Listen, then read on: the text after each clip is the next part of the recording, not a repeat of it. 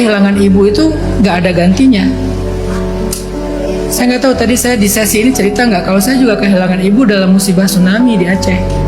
Ketika saya masih kuliah, ibu saya meninggal, kakak saya meninggal, rumah habis, dan itu titik balik saya juga.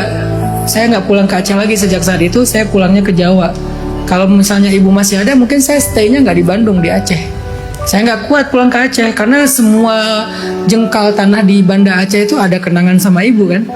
Jadi kayak kehilangan ibu itu kehilangan dunia dan seisinya. Belum sempat membahagiakan dia.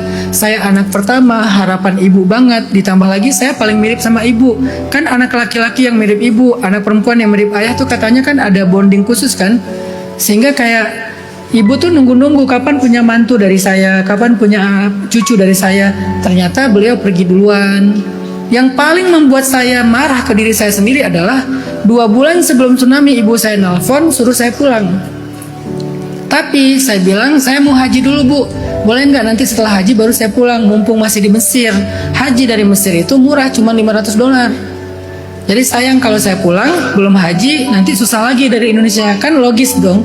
Cuman saya nggak tahu kalau itu adalah kali terakhir saya ngomong sama ibu.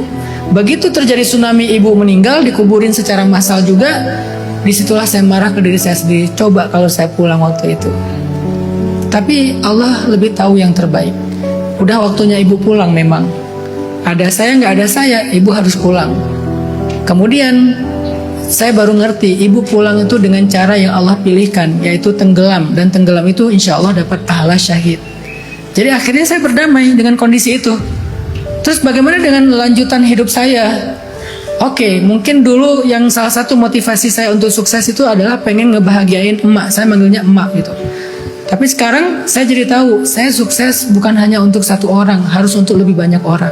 Dengan banyaknya amal-amal yang bisa saya lakukan lewat dakwah, saya meniatkan pahalanya ngalir juga buat emak.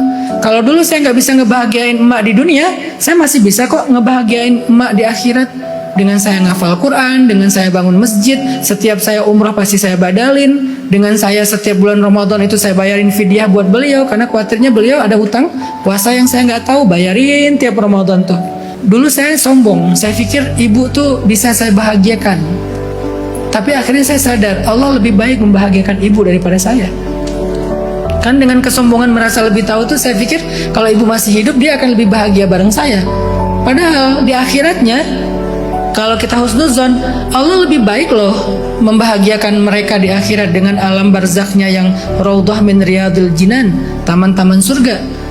Memangnya kita pikir di dunia itu lebih baik daripada di surga? Enggak.